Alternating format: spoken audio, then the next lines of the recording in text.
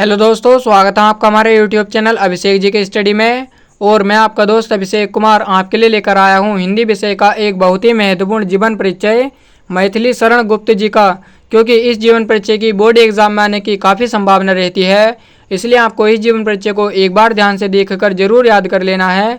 तो चलिए बिना समय गवाए मैथिली शरण गुप्त जी का जीवन परिचय देख लेते हैं। जीवन परिचय देखने से पहले मैं आपकी जानकारी के लिए बता दूँ, यहाँ पर आप देख सकते हैं हमारे पास 2023 सामान्य हिंदी का बोर्ड एग्जाम पेपर है और इस एग्जाम पेपर में भी यह प्रश्न आया था। तो चलिए देख लेते हैं यह प्रश्न एग्जाम में किस प्रकार आता है।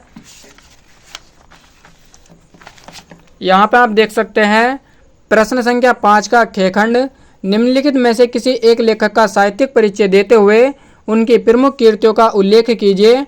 अधिकतम शब्द सीमा 80 शब्द। आपको जीवन परिचय में लगभग 80 शब्द लिखने होते हैं और यह प्रश्न पूरे 5 नंबर का आता है। यहाँ पे आप देख सकते हैं। तो पहले नंबर पे यहाँ आप देख सकते हैं मैथिली शरण गुप्त जी का जीवन परिचय दिया हुआ है। अब आपको यह अंदाजा लग गया होगा कि यह जीवन परिचय कितना महत्वपूर्ण है और यह जीवन परिचय हर साल बोर्ड एग्जाम में आता है, इसलिए आपको इस जीवन परिचय को जरूर ये ध्यान से याद कर लेना है। तो चलिए देख लेते हैं मैथिली शरण गुप्त जी का जीवन परिचय। आपको बोर्ड एग्जाम की कॉपी में मैथिली शरण गुप्त जी का जीवन परिचय हेडिंग डालकर उसके नीचे ऐसा ही बॉक्स बना देना है और इस बॉक्स के अंदर इनके जीवन की महत्वपूर्ण बातों को लिख देना है, ताकि जब बोर्ड एग्जामिनर आपकी कॉपी चेक करे तो उन्हें आपकी कॉपी बहुत अच्छी लगे और आपको अच्छे नंबर दे दें। तो चलिए देख लेते हैं इस बॉक्स के अंदर इनके जीवन की महत्वपूर्ण बातें। पहला पॉइंट है जन्म। मैथिली शरण गुप्त जी का जन्म 3 अगस्त सन 1886 ईस्वी को हुआ था। जन्म स्थान चिरगांव झांसी में हुआ था। पिताजी का नाम सेठ रामचरण गुप्त जी था। मुख्य रचना इनकी साकेत है और मैथिली शरण गुप्त जी की मृत्यु 12 दिसंबर सन 1964 ईस्वी में हुई थी। तो चलिए अब इनका जीवन परिचय देख लेते हैं। बहुत ही छोटा और आसान भाषा में लिखा गया है, आपको यह जीवन परिचय बहुत ही कम समय में याद भी हो जाएगा। तो चलिए देख लेते हैं जय मैथिली शरण गुप्त जी का जीवन परिचय। राष्ट्रकवि मैथिली शरण गुप्त जी का जन्म चिरगांव झांसी में सन 1886 ईस्वी में हुआ था। इनके पिताजी का नाम सेठ रामचरण गुप्त को सॉरी दोस्तों ध्यान से देखना है यहाँ पर। इनके पिता सेठ रामचरण गुप्त को हिंदी साहित्य से विशेष प्रेम था। दोस्तों मैथिली शरण गुप्त जी के पिताजी सेठ रामचरण गुप्त जी को हिंदी साहित्य से विशेष प्रेम था। गुप्त जी की शिक्षा दीक्षा घर पर ही संपन्न हुई। घर के साहित्यिक वातावरण के कारण इनमें काव्य के प्रति अरुचि जागृत हुई। गुप्त जी ने राम के अनन्य भक्त थे।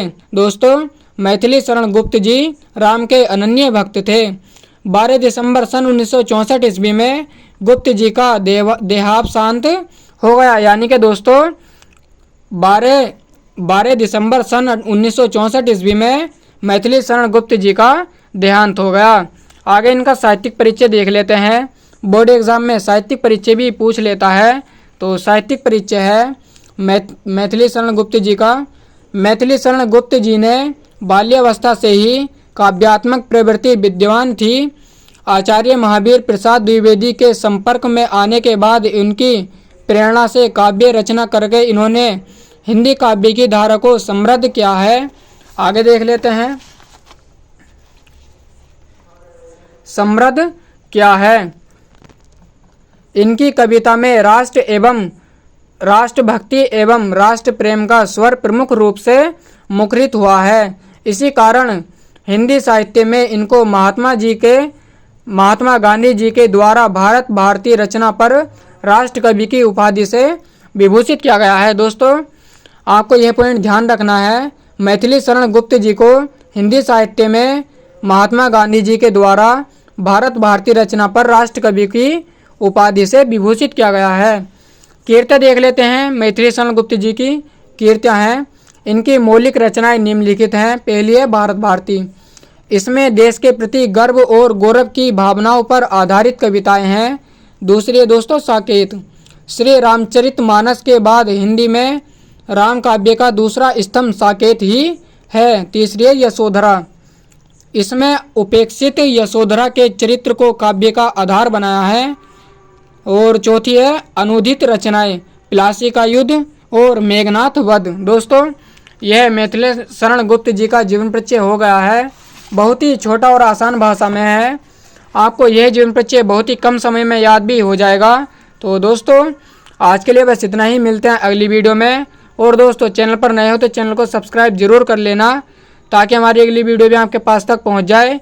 तो आज के लिए इतना ही बस दोस्तों, मिलते हैं अगली वीडियो में। जय हिंद, जय भारत।